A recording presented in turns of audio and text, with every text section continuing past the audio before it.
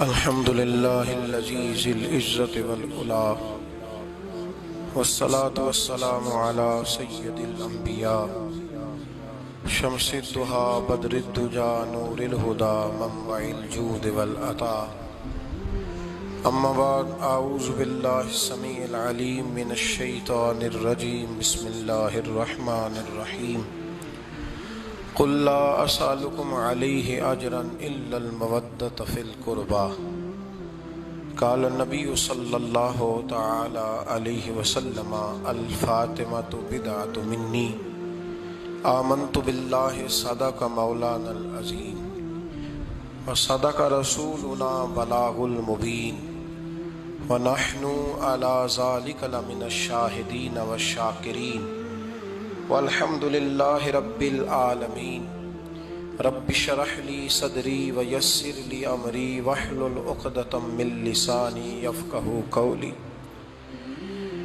قال الله تبارك وتعالى في القرآن المجيد والفرقان الحميد في شان حبيبه إن الله وملائكته يصلون على النبي يا أيها الذين آمنوا صلوا عليه وسلموا تسليما الصلاة والسلام عليك يا سيدي يا رسول الله وعلى آلك وأصحابك يا سيدي يا حبيب الله اللهم صل على سيدنا ومولانا محمد معدن الجود والکرم وآلہ وصحبہ وبارک وسلم۔ حمد و صلاۃ کے بعد رمضان المبارک کا آج پہلا جمعۃ المبارک ہے۔ دعا فرمائیں اللہ کریم اس ماہ مقدس کو امت مسلمہ کے لیے باعث رحمت فرمائے اور پوری دنیا کے مسلمانوں پر اللہ اس رمضان کے صدقے خاص رحمت فرمائے۔ پاکستان کی سڑکوں پر جو آئے دن خون بہتا ہے تو رب کریم اس وطن عزیز کو امن کی، رحمت کی اور کرم کی ٹھنڈی چھاؤں نصیب فرمائے۔ رمضان المبارک کا پہلا جمعہ ہے اور 3 رمضان المبارک کو سیدہ کائنات، مخدوم کائنات، سیدۃ النساء اہل الجنہ حضرت جناب سیدہ فاطمہ زہرا رضی اللہ تعالی عنہا کا یوم وصال ہے، اور میرے نبی کریم علیہ الصلاۃ والسلام نے اپنی شہزادی سے بڑا پیار کیا۔ حضور نے اپنی اس بیٹی کی بڑی تربیت فرمائی ہے۔ نبی کریم علیہ السلام نے اس دور کے اندر کہ جب لوگ بیٹیاں دفن کر دیتے تھے، زندہ زمین میں گاڑ دیتے تھے، حضور نے بیٹی کی عزت کا، حرمت کا، حقوق کا نعرہ لگایا۔ تو پھر نعرہ صرف لوگوں کے لیے نہیں لگایا بلکہ نبی پاک نے لوگوں کو بیٹی سے پیار کر کے دکھایا۔ حضور نے کر کے دکھایا ہے کہ بیٹی سے پیار اس طرح ہوتا ہے۔ 2 چیزیں آج بھی بڑی ضروری ہیں۔ ایک تو جو پوری دنیا میں شور اٹھتا ہے عورتوں کے حقوق کا، تو یہ تعین بڑا ضروری ہے کہ یہ جذباتی بات نہیں، یہ بڑا سمجھنے والا ہے کہ کسی بھی عورت کو حقوق کا جو چارٹر میرے رسول پاک نے عطا فرمایا ہے وہ دنیا کا کوئی اور قانون دے سکتا ہی نہیں، اس لیے کہ لوگوں کے پاس نہ تو وہ خاص فضل موجود ہے جو اللہ نے اپنے حبیب کو عطا فرمایا ہے، اور نہ ان کا وحی کے ساتھ وہ رشتہ ہے کہ ان کو وہ دائمی احکامات مل سکیں۔ تو نبی کریم علیہ الصلاۃ والسلام نے ایک زبردست چارٹر دیا عورتوں کے حقوق کا، اور اس کے ساتھ ساتھ نبی پاک علیہ السلام نے ہمیں بتلایا، حضور کی سیرت ہمیں یہ درس دینے لگی کہ سارے مطالبے بیوی سے نہ کرو۔ ہم جب بھی کوئی ایسی حدیث سنتے ہیں نا جس میں عورت کے ذمے کچھ ڈیوٹیاں ہوتی ہیں تو فٹافٹ جا کے بیوی پہ اس کو فٹ کرتے ہیں اور کہتے ہیں کہ تو ایسی نہیں ہے، حالانکہ میں یہ بات سن کے آیا ہوں۔ تو میں اکثر کہا کرتا ہوں کہ یہ چیزیں بیوی کو بتائیں گے تو وہ تو پہلے ہی کہتی ہے کہ آپ مخالف ہیں، یہ تو چیز بیٹی کو بتانے والی ہے، یہ تو بہن کو بتانے والی ہے جو آپ کے منہ سے اثر جلدی قبول کرے گی۔ تو نبی کریم علیہ الصلاۃ والسلام نے بیٹی کی تربیت کی۔ ایک بات اپنے دل کی تختی پہ لکھ لینا، یاد رکھنا، جس گھر کے اندر عورت تربیت یافتہ ہوتی ہے نا وہ گھر جنت نظیر بن جاتا ہے۔ بس یہ شاید حرف آخر ہے، شروع میں بھی اور آخر میں بھی۔ اور جس گھر کے اندر عورت غیر تربیت یافتہ عورت پہنچ جائے، وہ گھر بڑا ہی شاندار کیوں نہ ہو، وہ کھنڈر ہوتا ہے، اس لیے کہ وہاں تربیت یافتہ عورت موجود ہے۔ بس یہ سمجھ لو۔ اور میں نے دکھتے ہوئے اور تڑپتے ہوئے لوگ دیکھے ہیں، اس لیے کچھ فیصلے ایسے ہو گئے کہ وہ بیچارے ساری صلاحیتوں، خوبیوں، تقوی اور پرہیزگاری کے باوجود، چونکہ گھر کے اندر عورت تربیت یافتہ نہیں تھی، تو وہ دنیا میں کوئی بڑا کام سارا انجام نہیں دے سکے۔ یہ گھر کی ملکہ ہوتی ہے نا عورت، گھر کو سینچنا ہے، آپ کے بچوں کی تربیت کرنی ہے، ایک لازمی جز ہے، اس کو سمجھ لیں۔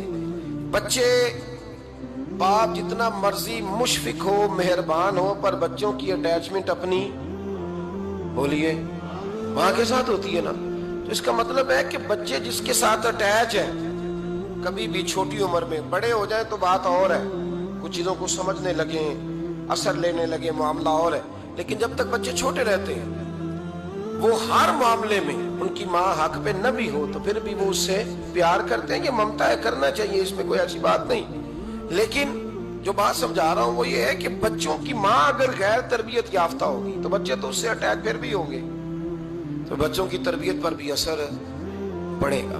تو اس لیے اپنی بیٹیوں کی تربیت کریں، اپنی بہنوں کی تربیت کریں، تاکہ کسی کے گھر میں جا کے وہ آدمی تکلیف محسوس نہ کرے، وہ اذیت محسوس نہ کرے، بلکہ جب میری بیٹی، میری بہن کسی کے گھر میں جائے تو اس کے گھر کو امن والا کر دے، سکون والا کر دے۔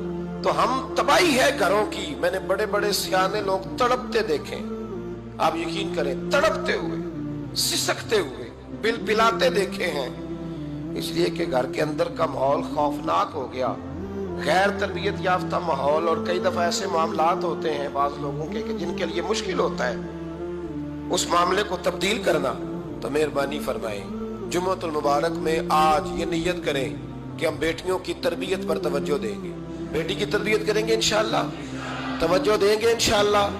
اور تربیت کا مطلب ہمارے ہاں لوگوں نے سختی لے لیا ہے۔ آج جو میں بات کروں گا نا اس کے دونوں پہلو یاد رکھیے گا کہ تربیت کا معنی سختی نہیں۔ میرے رسول پاک علیہ السلام نے جناب فاطمہ الزہرا سے پیار بھی کھول کے کیا ہے اور تربیت بھی کھول کے فرمائی۔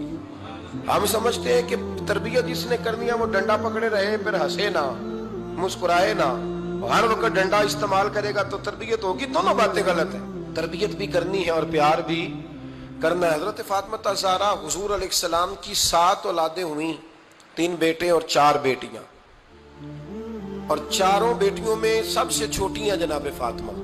نبی پاک کی 4 بیٹیاں ہیں، 4 بیٹیاں حضور کی، چونکہ پہلی 3 بڑی تھیں، جلدی شادیاں ہو گئیں، اپنے گھروں کو چلی گئیں، جناب فاطمہ سب سے چھوٹی تھی، زیادہ وقت نبی پاک کے ساتھ رہیں، اور پھر شادی کے بعد بھی حضور کے بالکل قریب رہیں، اور پھر رسول پاک نے اپنی نسل کا چلنا بھی جناب فاطمہ سے بیان کیا کہ انہی سے میری اولاد چلے گی، اس لیے ان کا تذکرہ زیادہ ہے۔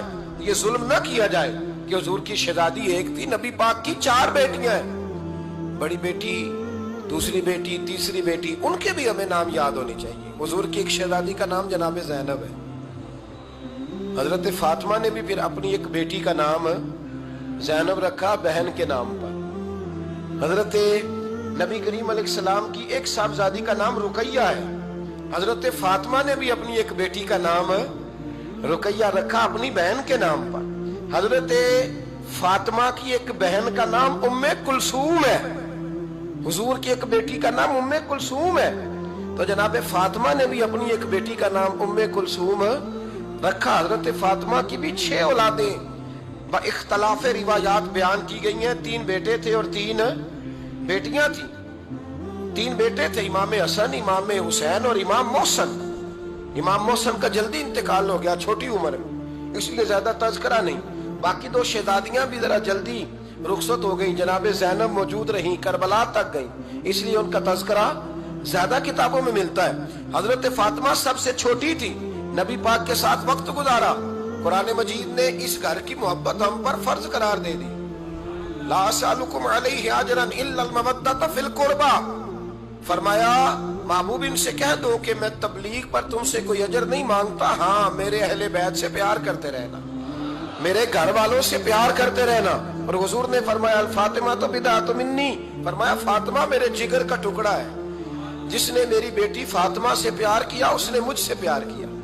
और ये बुखारी मुस्लिम है, मिशकात है, फरमाया जिसने मेरी बेटी से बुग़्ज़ रखा उसने मुझसे बुग़्ज़ रखा।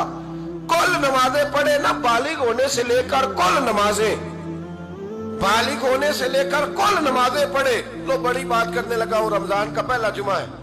बालिग होने से लेकर कोई नमाज कज़ा न करे, और जब हर साल बालिग होने के बाद हज आए तो हज भी करे, हर साल रमजान आए तो रोजे भी रखे, हर साल ज़कात भी दे, गरीबों की मदद भी करे, मीठा भी बोले, खुलूस भी रखे, रवैये भी ठीक रखे, पर नबी पाक के अहले बैत से प्यार ना करे तो इन सारी नेकियों के बावजूद जब मरेगा तो बेईमान मरेगा, बेईमान मरेगा, बेईमान। और अगर अहले बैत नबुव्वत के ईमान पर मरेगा तो मिम माता अला हुब्बे आले मुहम्मदन माता शहीदा। हुजूर ने फरमाया, इमाम राजी ने हदीस लिखी है, फरमाया जो मेरे घर वालों से मोहब्बत करता हुआ मर गया वो सादी मौत नहीं मरा, अल्लाह ने उसे शहादत का दर्जा अता फरमाया। तो सबसे पहली बात यह कि हजरत फातिमा से, नबी पाक के अहले बैत से प्यार करना ये ईमान का हिस्सा है, ये जरूरी है। एक बात यह है कि इनसे मोहब्बत, और दूसरी बात यह कि किसी की मोहब्बत जो होती है ना, उसका माना यह नहीं कि आपको किसी से प्यार हो गया तो आप उसके दुश्मन तलाश करने शुरू कर दें, बल्कि जिससे मोहब्बत होती है तो मुहिब का दिल करता है कि मेरे महबूब से सारी दुनिया ही प्यार करे। अब अजीब फलसफा है ना लोगों का, अहले बैत से प्यार करते हैं तो सबसे पहले अहले बैत के दुश्मन तलाश करते हैं, और सबसे पहले अहले बैत के दुश्मनों पे गुफ्तगू करते हैं। तो मैं कहता हूं बड़े बेवकूफ हो, दुश्मन न तलाश करो, गुलाम तलाश करो, प्यारे तलाश करो इनके, ये गलत है तुम्हारा अंदाज़े फिक्र। तो जनाब फातिमा ज़हरा से हुजूर ने बड़ी मोहब्बत की।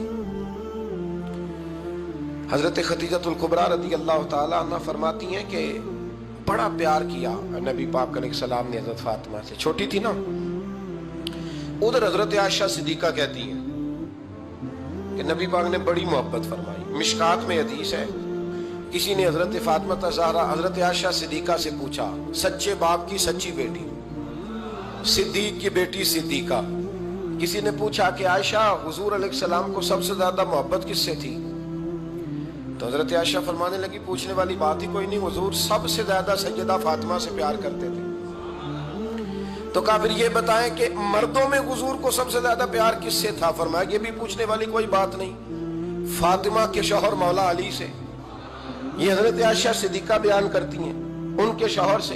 अब लोग ना तराजू लेके बैठे रहते हैं और तोलते रहते हैं। पीर सैयद फैजुल हसन शाह साहब आलो मुहारवी रहमतुल्लाह, उनके पास भी एक बंदा चला गया तो उसने कहा जी बताएं हजरत आयशा अफजल है कि हजरत फातिमा? तो आप फरमाने लगे तुझे ये सवाल ही नहीं करना चाहिए था, इसलिए कि तेरे और मेरे पास कोई तराजू मौजूद है। उसने कहा जी नहीं आप बताएं, बताना पड़ेगा। आप फरमाने लगे नहीं बताता, कहने लगा नहीं बताएं। फरमाने लगे चल मैं एक बात बता देता हूँ, फैसला घर जाके कर लेना।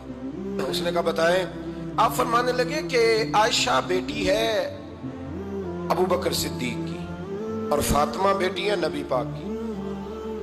तो फरमाने लगे कि अबू बकर की जो बेटी है ना वो नबी पाक की बेटी से अफजल नहीं हो सकती। और फिर फरमाने लगे कि फातिमा ज़ौजा है मौला अली की और आयशा ज़ौजा है मुस्तफ़ा करीम की। तो फरमाने लगे जो अली की बीवी है वो नबी की बीवी से अफजल नहीं हो सकती। तो वो कहने लगा जी नतीजा क्या है? फरमाया घर जाके निकाल लेना, नतीजा तू घर जाके निकाल, यहाँ तराजू पकड़ के ना बैठ। हाँ जो हजरत आयशा ने कहा उस पर गौर कर।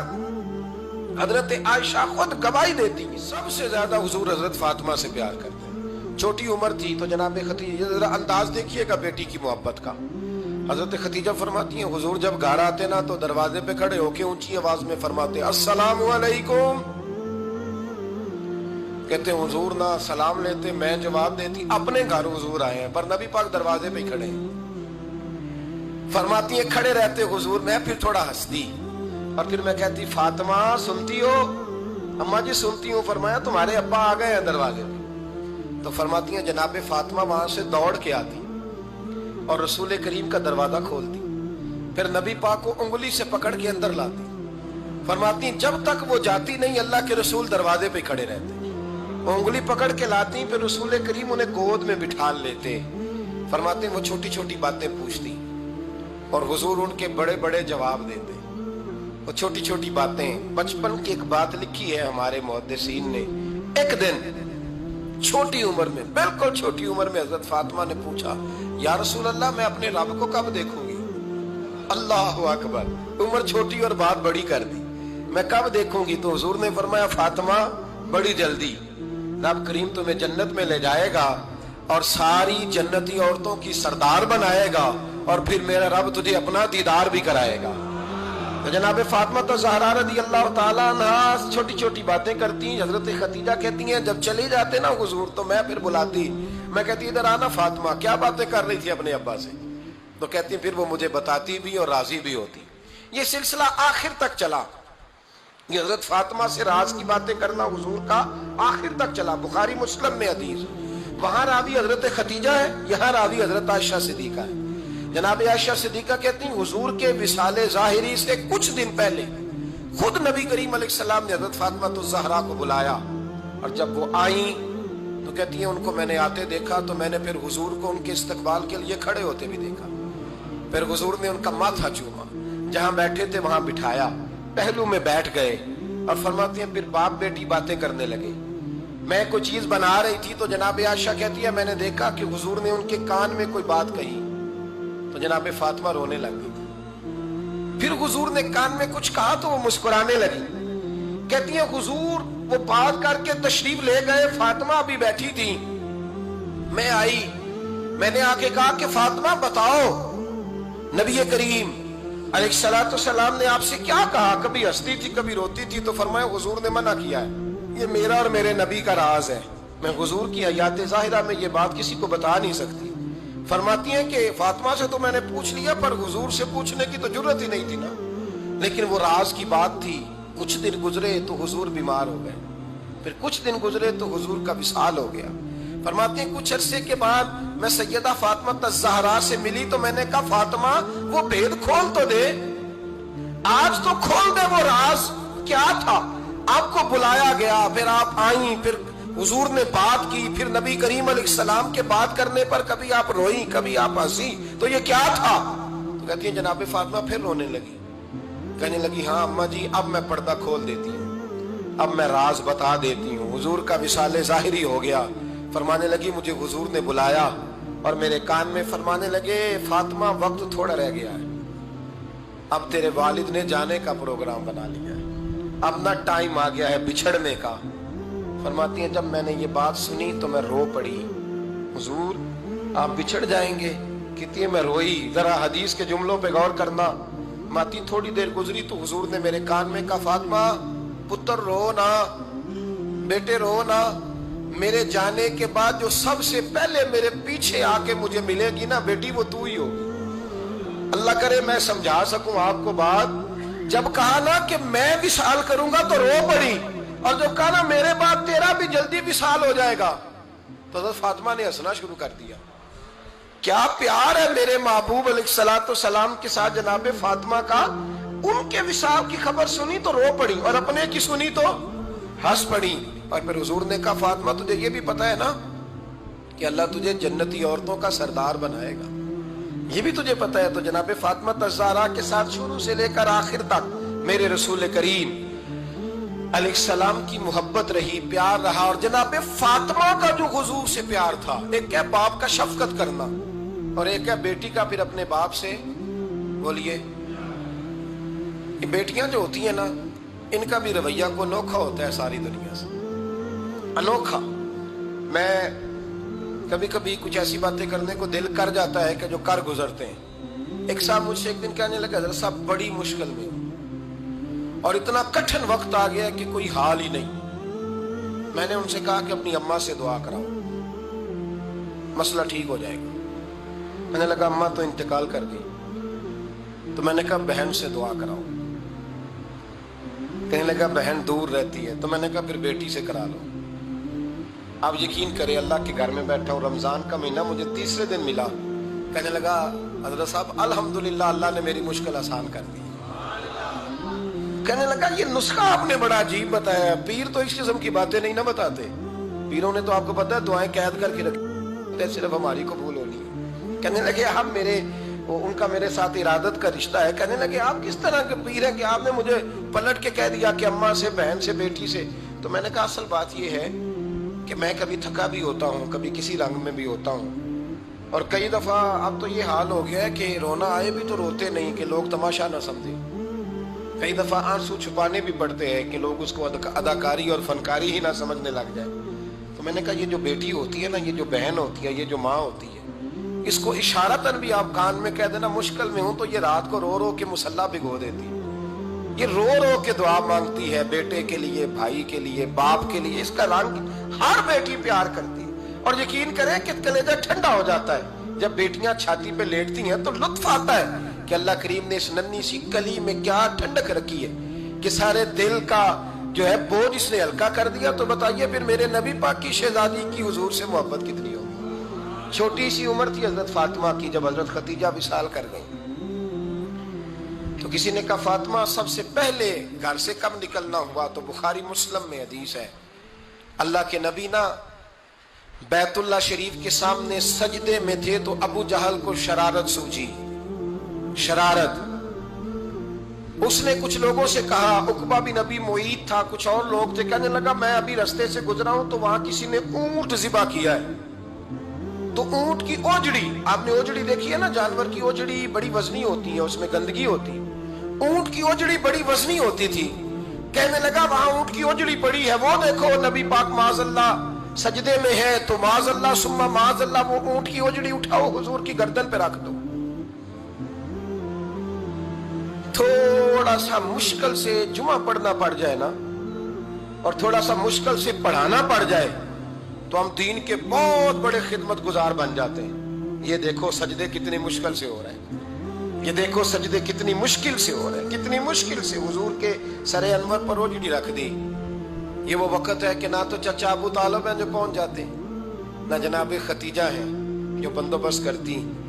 تو کسی نے نا جناب ختیجہ کے دروازے کے سامنے منہ کر کے کہا کہ محبوب کے گھر والوں حضور کے سر اقدس پر اوجڑی رکھ دی ہے کسی, اور حضور سر اقدس اٹھاتے ہیں تو تکلیف محسوس کرتے ہیں. جناب فاطمہ کہتی پہلا دیہڑا تھا جب میں چہرے پہ کپڑا ڈال کے نا تو اپنے بابا کے لیے نکلی. فرماتی پہلا دن تھا, میں حرم کعبہ میں پہنچی, حضور کو سجدے میں دیکھا تو چھوٹے چھوٹے ہاتھوں سے میں نے اوجڑی نیچے گرائی. حضور بولے کچھ نہیں, نہ میں نے کوئی بات کی. میں نے حضور کی انگلی کو تھاما اور میں کنویں پہ لے آئی. حضور بھی نہیں بولے. جناب سیدہ فرماتی میں بھی نہیں بولی. حضور بیٹھ گئے اور میں کنویں سے پانی نکالنے لگی. میں حضور کی زلفیں دھوتی جاتی اور حضور روتے جاتے, زلفیں دھوتی جاتی اور حضور روتے جاتے. پھر حضرت فاطمہ نے جب حضور کی زلفیں دھو لی تو ہاتھ اٹھائے, کہا اللہ جنہوں نے میرے بابا کو تکلیف دی ہے نا ان کو برباد کر دے. میں رات روایت پڑھ رہا تھا مشکات سے تو میں حیران ہو رہا تھا کہ یہ عجیب منظر ہے, یہ عجیب منظر ہے کہ جب طائف والے پتھر مارے اور نبی کریم علیہ السلام سے حضرت زید بن حارثہ کہ حضور دعا کریں یہ تباہ ہو جائے, تو نبی پاک کہ نہیں زید میں نے نہیں ان کے لیے تباہی کی دعا کر دی, یہ نہیں ٹھیک ہوتے تو ہو سکتا ہے ان کی نسلیں ٹھیک ہو جائے. اور جب احد میں وہ لوگ پتھر مار کے دانت شہید کر دیں, حضرت ابوبکر صدیق جیسی ٹھنڈی طبیعت کا آدمی عرض کرے حضور دعا کریں یہ تباہ ہو جائے, تو حضور نے فرمایا اللہم اہد قومی فإنہم لا یعلمون, یا اللہ میری قوم کو ہدایت دے, یہ جانتے نہیں یہ کیا کر رہے ہیں. حضور نے کبھی بھی کسی کے لیے دعائے ضرر نہ فرمائی, لیکن آج یہ عجیب منظر ہے. شاید یہ واحد وہ وقت ہے کہ جناب فاطمہ الزہرا نے جب کہا نا کہ اے اللہ انہیں برباد کر دے, انہوں نے آج میرے والد کو تکلیف دی ہے. حضرت فاطمہ کی دعا سن کے تو حضور نے بھی ہاتھ اٹھائے, کہا اللہ جیسے میری بیٹی کہتی ہے نا ویسے ہی کر دے, اللہ کر دے انہیں برباد. فاطمہ جیسے کہتی ہے ویسے, اللہ کرے آپ کو سمجھ آئے میری بات کہ وہاں جہاں شدید تکلیف دی گئی وہاں حضور نے کسی کے لیے ایسی دعا, اور یہاں فرمایا اللہ جیسے فاطمہ کہتی ہے ویسے. اللہ اکبر. حضرت عبداللہ ابن مسعود کہتے ہیں کہ وہ دعا بھی میں نے سنی اور پھر میں نے उन सब लोगों को जिनके लिए जनाब सैयदा ने दुआ की थी, उन सब को फिर मैंने बदर में कटते हुए भी देखा। मैंने उनकी लाशों पर घोड़े चलते हुए भी देखे। फिर मैंने देखा कि सहाबा उन्हें घसीट कर कुओं में डाल रहे थे। मैं गौर से देख रहा था और उनके चेहरे पहचान रहा था।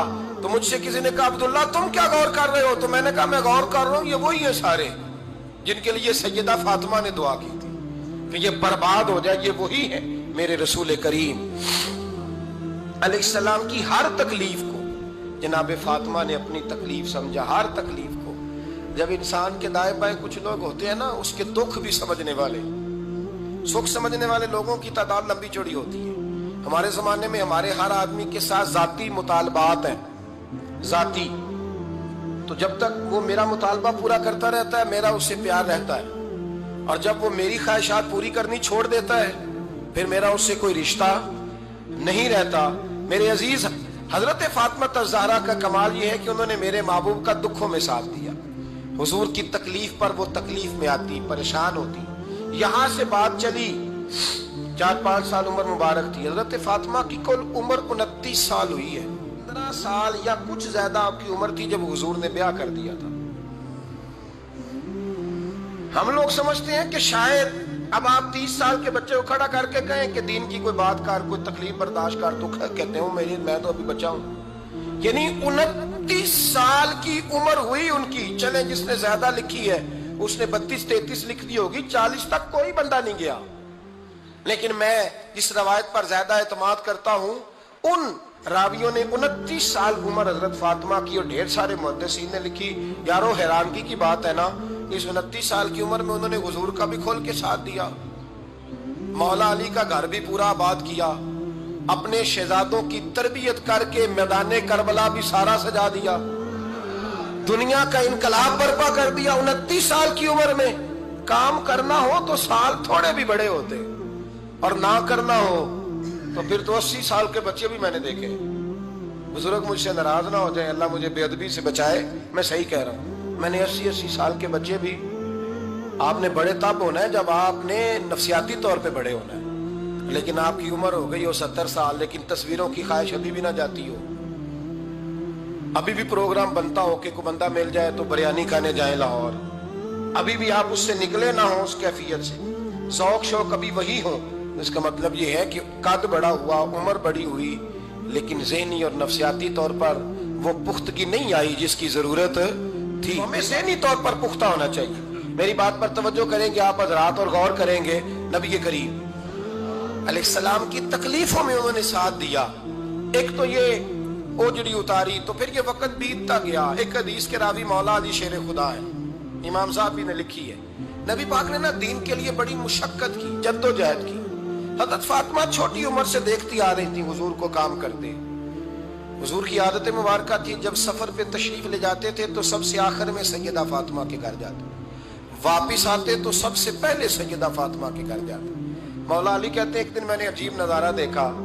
नबी करीम अलैहिस्सलाम सफर से वापस आने वाले थे। मैंने हजरत फातिमा को इत्तला दी कि हुजूर आज पहुंच जाएंगे, तो उन्होंने घर सारा साफ किया, सजाया, सवारा, खाना पकाया। लेकिन फरमाती जैसे ही हुजूर अंदर दाखिल हुए ना घर के, जनाब फातिमा ने हुजूर का चेहरा देखा तो हाथ पकड़ के चूमने लगी, और कहते जब उन्होंने सर उठाया तो उनका चेहरा सारा आंसुओं से भरा हुआ था। रसूल करीम ने बेटी के सर पे हाथ रखा, बिठा लिया। फरमाया फातिमा बेटे रोने वाली तो बात कोई नहीं थी, क्यों रो पड़ी हो? तो अर्ज करने लगी महबूबा मैं बचपन से देख रही हूँ, मेहनत करते, जद्दोजहद करते, मुशक्कत करते, या रसूलल्लाह आज आप आएंगे तो आपके चेहरे पर थकावट के आसार हैं, हुजूर वजूद थका हुआ है। या रसूलल्लाह मैंने सारी जिंदगी आपको काम करते देखा है, मदीने वाले हबीब मुझे बता तो सही काम कब तक करना है? को वक्त आएगा जब आपकी कमर भी बिस्तर से लगे, को टाइम आएगा आप घर में बैठे मन पसंद गिजाएं खाएं। हुजूर कब तक ये जद्दोजहद करनी है, कब तक ये काम होगा? जनाब फातिमा फरमाती हुजूर ने मेरे आंसू पूछे। मौला कायनात शेर खुदा फरमाते नबी करीम अलैहिस्सलाम फरमाने लगे फातिमा तेरे बाप की ड्यूटियां बड़ी ज्यादा है, जब तक दुनिया के आखिरी कोने तक दीन नहीं पहुंच जाता اور جب تک اینٹیں اور پتھر بھی میرے دین کا پیغام سن نہیں لیتے اتنی دیر تک تیرا باپ جدوجہد کرتا ہی رہے گا۔ یہ بڑا مشکل کام ہے، یہ دین کا سفر، یہ دین کی جدوجہد، یہ دین کی تھکاوٹ۔ آپ اپنی مرضی نہیں کر پاتے، لوگ اپنی مرضی کے ساتھ جی نہیں پاتے جو اس رستے کے مسافر ہوتے ہیں، وہ دین کی پراپرٹی ہوتے ہیں، انہیں دین کے مطابق چلنا پڑتا ہے۔ تو جناب فاطمہ نے وہ سارے رنگ دیکھے رسول کریم علیہ السلام کی حیات مبارکہ کے، پھر یہ ساری کیفیت جب دیکھی نا کہ حضور اتنی محنت کرتے ہیں، تو پھر جناب فاطمہ کو میرے نبی کی امت سے پیار بڑا ہو گیا صلی اللہ ہو۔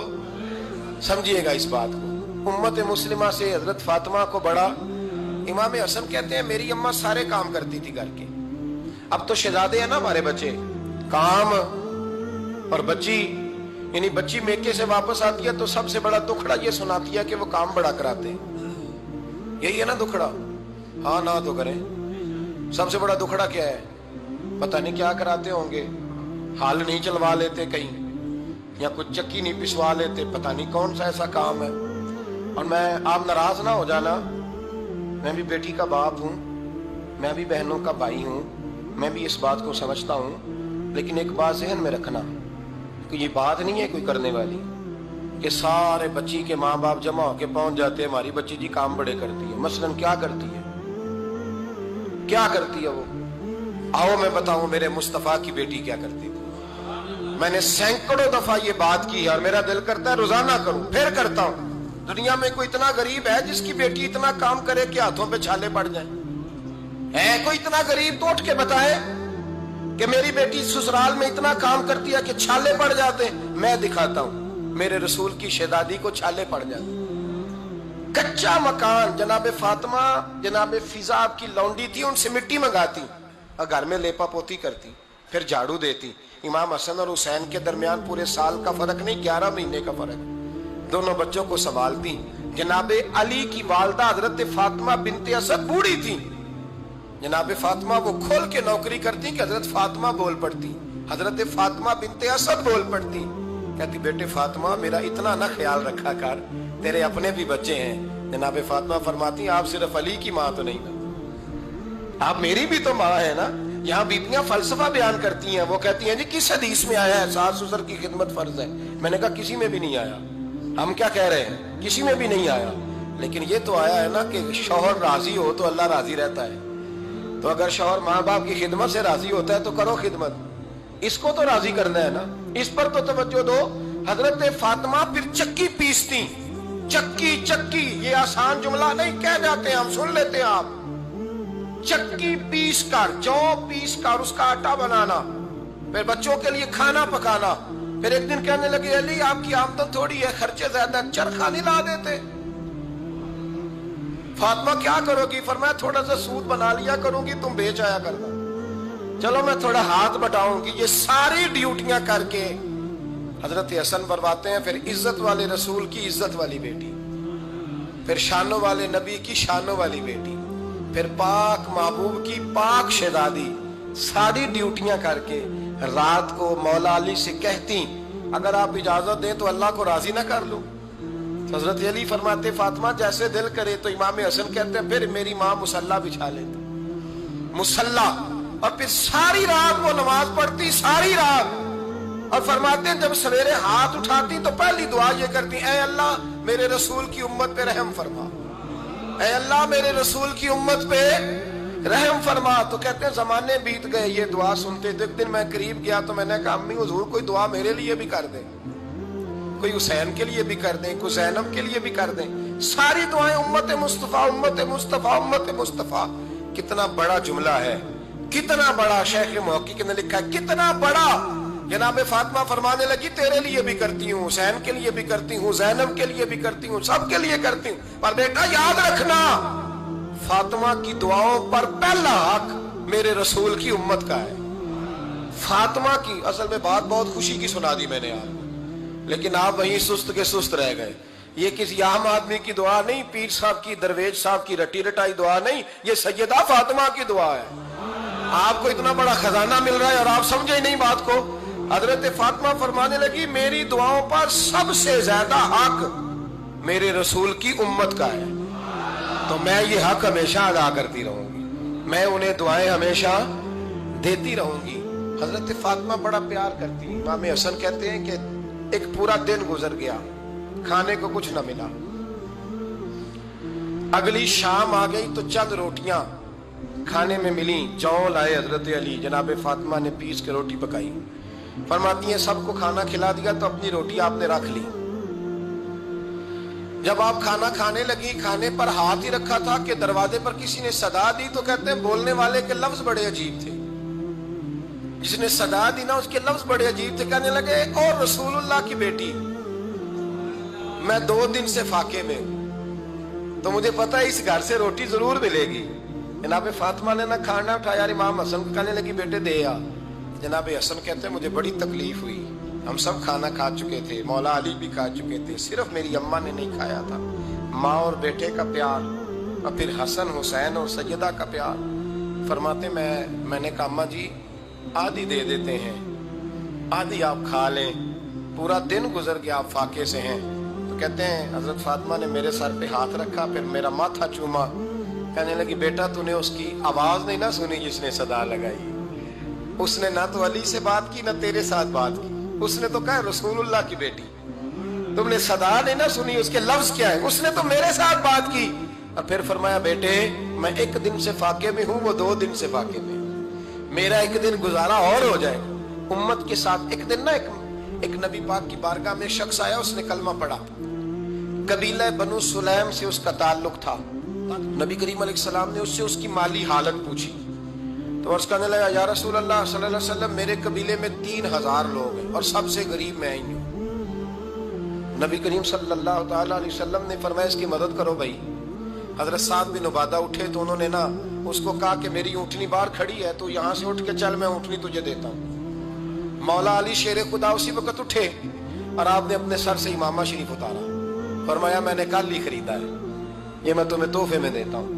حضور نے نا حضرت سلمان فارسی کی ڈیوٹی لگائی، فرمایا اسے سواری بھی مل گئی، کپڑے بھی مل گئے، اس کے کھانے کا بندوبست کر، پتہ کر کس گھر میں کھانا ہے تو لا۔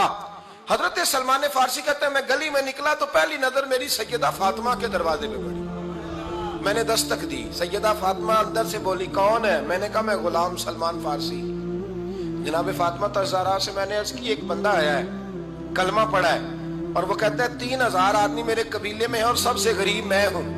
تو اماں جی اس کو مولا علی نے امامہ دے دیا ہے اور حضرت سعد بن عبادہ رضی اللہ تعالیٰ عنہ نے اونٹنی دے دی ہے۔ اب وہ حضرت فاطمہ فرما سکتی تھی کہ جب شیر خدا نے دے دیا ہے تو ہمارا تو حصہ پڑ گیا، تو فرمانے لگی بھئی میرے ساتھ کیا مطالبہ ہے بتاؤ جلدی کرو۔ کہا کھانا نہیں کھایا اس نے، تو آپ فرمانے لگی کھانا دیتے ہیں۔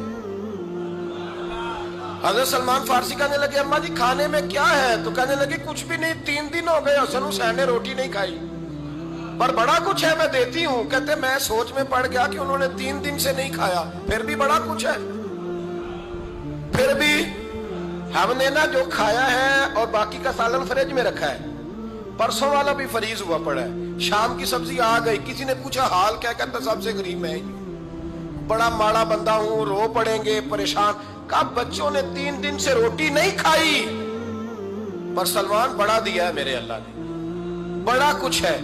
تو کہا اماں جی پھر کرنا کیا ہے؟ فرمایا تو ٹھہر نا میں بتاتی ہوں۔ کمبل پڑا تھا، بسترا سمجھ لیں، موٹا اوڑھنے کا، کھدر کا، حضرت فاطمہ جلدی سے لائیں، فرمانے لگے یہ پکڑو اور دیر نہ کرنا، یہ ہماری گلی کے کونے پہ نا 2-4 گھر چھوڑ کے تو ایک یہودی ہے اس کا نام شمعون ہے، وہ اس طرح کی چیزیں گروی رکھ کے یا خرید کے نا تو پیسے بھی دے دیتا ہے، جوں بھی دے دیتا ہے، گندم بھی دے دیتا ہے، سرکہ اور کھجوریں بھی، اسے دے آ اور وہ جو سامان دینا وہ میرے پاس لا اور لا کے مجھے دے تاکہ میں جلدی سے اس آدمی کے لیے بندوبست کروں۔ پتہ نہیں بیچارہ کتنے دنوں کا بھوکا ہے، پتہ نہیں بیچارہ کتنے، اپنے بچوں نے 3 دن سے روٹی نہیں کھائی، لا نہ ذرا۔ حضرت سلمان فارسی کہتے ہیں میں نے تھوڑا توقف کیا کہ میں آپ کا بستر لے جاؤں، یہ کمبل لے جاؤں، تو فرمانے لگی حکم ہے میرا، وہ جانا پڑے گا۔ جناب سلمان فارسی کہتے ہیں میں شمعون یہودی کے پاس گیا، میں نے کہا یہ کمبل لو، چاہے تو نگد پیسے دے دو، سامان خرید لیتے ہیں، اور چاہے تو اناج، جوں، سرکہ، کھجوریں جو تمہارے پاس ہے دے دو۔ وہ کہنے لگا یہ کس کا ہے؟ بڑا شاندار ہے، بڑا خوشبو والا ہے۔ تو کہا یہ مولا علی کے گھر سے آیا ہے، پاک بی بی نے دیا ہے اس کو گروی رکھ لو اور مہمان کے لیے کچھ دے دو. کہا مہمان کون سا؟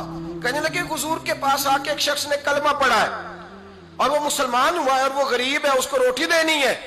تو وہ شمون یہودی کہنے لگا میں بھی تورات پڑھا کرتا تھا, تو آج ہی سویرے میں نے پڑھا ہے, آج ہی سویرے پڑھا ہے, ابھی پڑھا ہے. میں بڑی دیر سے حضور آئے تھے پر میری آنکھوں پہ پردہ ہی رہ گیا.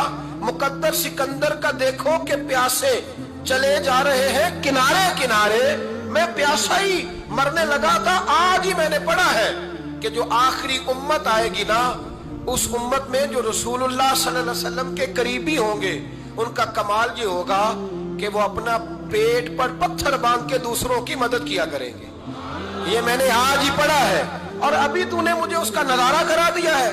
کہنے لگا یہ چادر بھی لے جا, جو بھی لے جا, سرکہ بھی لے جا, آٹا بھی لے جا, کھانا بھی لے جا, اور اس طرح کر کے میرے پاس سے نقد بھی لے جا, اور جناب فاطمہ سے کہنا یہ سارا کچھ رکھ لے, اور انہیں کہنا کہ مجھے پتا ہے آپ قبول نہیں کریں گی پر قبول کر لے, وہ آپ کا کمبل آیا ہے تو میرا دل نرم ہو گیا ہے, میں یہ قربانی بھی دیتا ہوں اور آپ کے باپ کا کلمہ پڑھ کے مسلمان بھی ہوتا ہوں.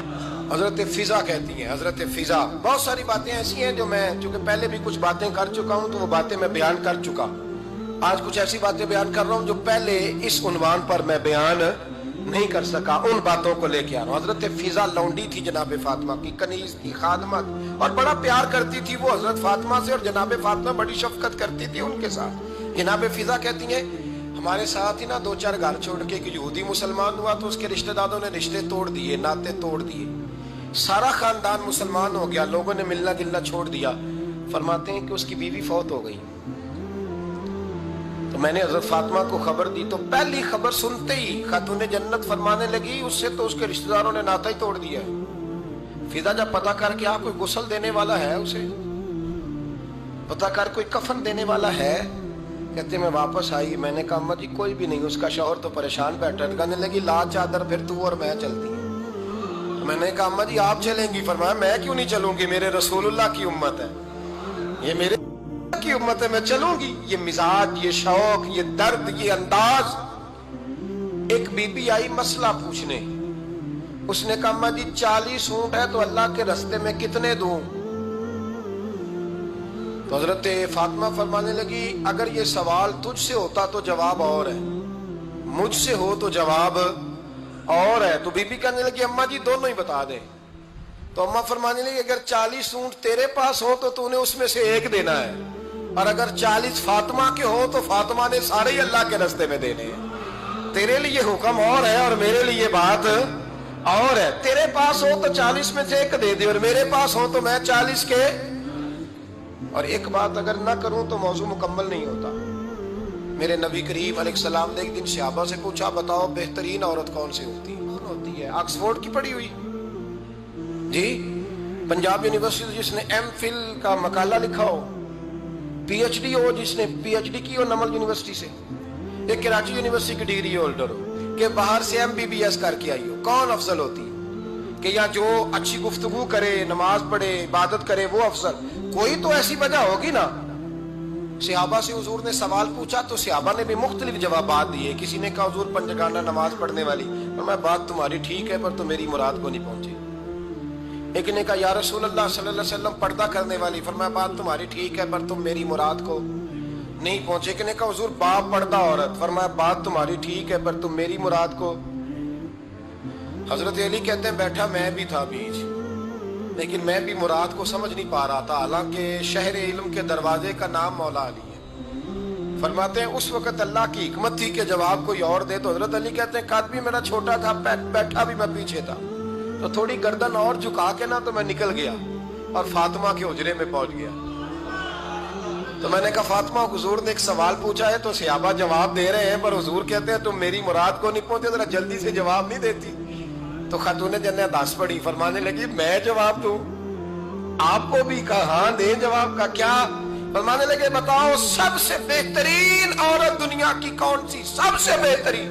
تو جناب فاطمہ کہنے لگی سادہ سا جواب تھا, آپ لوگوں کو آیا کیوں نہیں؟ کہا چلو بتاؤ. جناب فاطمہ فرمانے لگی دنیا کی سب سے بہترین بیوی وہ ہے جس کو نہ کبھی غیر محرم نے دیکھا ہو اور اگلے لفظوں پہ غور کرنا، نہ کبھی غیر محرم نے اسے دیکھا ہو اور نہ اس بی بی نے کبھی کو غیر محرم دیکھا ہو۔ یہ کوئی پردہ نہیں کہ بی بی کہتی ہے جناب میں تو چہرہ ڈھانپ کے نکلی تھی، باقی میں دکاندار سب سے بات چیت کر آئی، سب کے چہرے دیکھ آئی۔ حضرت فاطمہ نے بتایا کہ تیری آنکھوں کا بھی پردہ ہے۔ اور وہ روایت وہاں الگ موجود ہے کہ حضور نے حضرت عائشہ صدیقہ ام سلمہ سے کہا کہ عبداللہ ابن مکتوم نابینا ہے تو پردہ کرو۔ تو یہ نابینا اس سے پہلے، سیرت نگاروں نے لکھا ہے کہ ایک دن یہ اس سے پہلے حضرت فاطمہ کے گھر چلے گئے حضور کے ساتھ۔ تو نبی کریم علیہ السلام نے جب ان کو لے کے حضور داخل ہوئے تو جناب فاطمہ نے آنکھیں جھکا لی، پردہ کر لیا۔ تو حضور نے فرمایا بیٹی وہ تو نابینا ہے۔ تو عرض کرنے لگی حضور مجھے تو نظر آ رہا ہے نا۔ یعنی حضور نے جو ازواج کو کہا وہ بات کی، جناب فاطمہ کا جو انداز ہے وہ نرالا ہے۔ تو حضرت علی کہتے ہیں جناب فاطمہ نے جواب دیا کہ بہترین عورت وہ جسے نہ کبھی غیر محرم دیکھا ہو اور نہ غیر محرم نے کبھی، وہ بی بی نے بھی کبھی غیر محرم بندہ نہ دیکھا ہو، دیکھا ہی نہ ہو اس نے۔ یہ پوائنٹ ذرا مشکل ہے سمجھنے والا ہے۔ تو حضرت علی کہتے ہیں میں وہاں سے گردن جھکائی اور بیچ آ کے بیٹھ گیا، بات ابھی جاری تھی۔ حضور نے فرمایا آتا ہے کسی کو جواب؟ تو کہتے ہیں میں نے ہاتھ کھڑا کیا، میں نے کو حضور آتا ہے۔ تو حضور مسکرا پڑے، فرمایا چل بتا۔ میں نے عرض کی حضور بہترین عورت وہ ہے کہ نہ کبھی اسے غیر محرم نے دیکھا ہو نہ اس نے کبھی غیر محرم دیکھا ہو۔ تو حضرت علی کہتے ہیں شاباش مجھے ملنی چاہیے تھی نا۔ حضور مسکرا پڑے، کہنے لگے میں نے تو پہلے ہی کہا ہے فاطمہ تو بدا تو منی، فاطمہ میرے جگر کا ٹکڑا ہے، میں نے تو بڑا پہلے کہہ دیا ہے۔ تو کہتے ہیں صحابہ میری طرف دیکھنے لگے کہ یہ تو تعریف فاطمہ کی ہونے لگ گئی ہے۔ تو میں نے کہا کیا کریں، اس محبوب کو بتایا ہے جس کے لیے اللہ نے کوئی پردہ رکھا ہی نہیں، سارے پردے کھول دیے۔ حضرت فاطمہ کے وصال کا وقت آیا، انتقال کا، تو حضرت اسماء بنت امیس کو بلایا اور بلا کے فرمانے لگی تو مجھے غسل دینا اور سوائے میرے شوہر مولا علی کے کسی اور سے مدد بھی نہ لینا۔ اور فرمانے لگی میں نے حبشہ کے بارے میں سنا ہے کہ وہاں جب بیویوں کا جنازہ اٹھتا تھا تو وہ لوگ چارپائی کے اوپر یوں کر کے اس طرح کر کے لکڑیاں لگاتے تھے، نیچے باندھ لیتے تھے اور لکڑی میں لچک ہو تو اوپر جا کے پھر اس کو باندھ دیتے تھے تو پردہ بن جاتا تھا۔ فرمایا میں نے علی کو بتا دیا ہے، تمہیں بھی بتا رہی ہوں، جنازہ میرا رات کو اٹھانا اور لکڑیاں لگا کے نا تو اوپر پردہ کر لینا، میرے وجود پر پڑی ہوئی چادر پر بھی کسی کی نظر نہیں پڑنی چاہیے۔ رات کو جنازہ اٹھانا اور رات کو مجھے دفن کر دینا۔ مدینہ منورہ میں حضور کے وصال ظاہری کے 6 ماہ بعد جناب فاطمہ الزہرا کا جنازہ اٹھا تو مسجد نبوی شریف سے ایک شخص اپنی داڑھی آنسوؤں سے بھگوتا ہوا نکلا۔ تو حضرت ابوبکر صدیق نے کھڑا کر کے پوچھا کیوں نبی پاک کے چچا عباس روتے کیوں ہو؟ حضرت عباس کہنے لگے پہلے حضور گئے تھے، اب نبی پاک کی تصویر بھی چلی گئی۔ کہ کیا ہوا؟ کہ جناب فاطمہ کا وصال ہوا، پھر سے ایک دفعہ مدینے میں رات آئی، پھر سے شام ہوئی، پھر سے جنازہ اٹھا۔ شیر خدا علی المرتضیٰ رضی اللہ تعالیٰ عنہ نے، حضرت عباس نے، حضرت قسم بن عباس نے، حضرت عبداللہ ابن عباس نے تدفین سے فارغ ہوئے۔ ایک روایت ہے کہ حضرت عباس نے جنازہ پڑھایا اور ایک مستند روایت ہے کہ حضرت ابوبکر صدیق نے جنازہ پڑھایا۔ اور جب جنازہ پڑھا کر کے باہر نکلے تو حضرت علی شیر خدا کی آنکھوں میں آنسو تھے۔ اتنے کالی روتے کیوں ہو؟ فرمانے لگے صرف فاطمہ نہیں گئی، مصطفیٰ کریم کی امت کے لیے دعائیں کرنے والا ایک بڑا ہاتھ رخصت ہوا ہے، ایک بڑا ہاتھ۔ جناب فاطمہ الزہرا نے 29 سال کی عمر مبارک گزاری۔ میں نے پہلے بھی ایک دفعہ یہ موضوع بیان کیا تھا تو میں نے بات کر دی تھی، کیونکہ میں نے نہیں کی، وہ بات کسی اور کی ہے، کرنی بڑی ضروری ہے۔ علامہ اقبال کہنے لگے، اسرار بے خودی میں لکھنے لگے کہ فاطمہ جو تو نے کیا ہے وہ کوئی نہیں کر سکتا۔ اقبال کہنے لگے فاطمہ جب تجھے دیکھتا ہوں نا تڑپ اٹھتا ہوں۔ کہنے لگے اے فاطمہ میرے رسول کریم نے نا میرے پاؤں میں شریعت کی زنجیریں باندھ دی ہیں، اگر مجھے شریعت منع نہ کرتی، حضور پابند نہ کرتے تو میں کعبے کا طواف نہ کرتا، تیری قبر کا طواف کرتا۔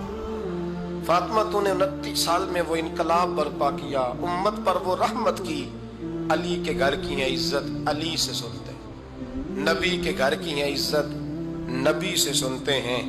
وہ جس نے معزز کیا گھرانے کو حسین پال کے جس نے دیا زمانے کو. اور میرے اعلیٰ حضرت فرماتے ہیں سیدہ زاہدہ طیبہ طاہرہ. کبھی آپ اگلا فقرہ سنے نے تو بریلی کے امام نے حد کر دی, فرمانے لگے جان احمد کی راحت پہ لاکھوں سلام. جان احمد کہتے ہیں نبی پاک کی جو جان ہے وہ سیدہ فاطمہ ہے, اور صرف جان نہیں, یہ وہ والی حضور کی جان ہے جس سے نبی پاک سکون حاصل کرتے ہیں, راحت حاصل کرتے ہیں. جان احمد کی راحت پہ. اور اس کا ایک ترجمہ یہ ہے کہ نبی پاک کی جان کو سکون حضرت فاطمہ کی وجہ سے ملتا. جان احمد کی راحت پہ لاکھوں سلام. اور حضرت حسنین کریمین کا ذکر کرتے ہوئے فرماتے ہیں آپ تطہیر سے جس میں پودے جمے.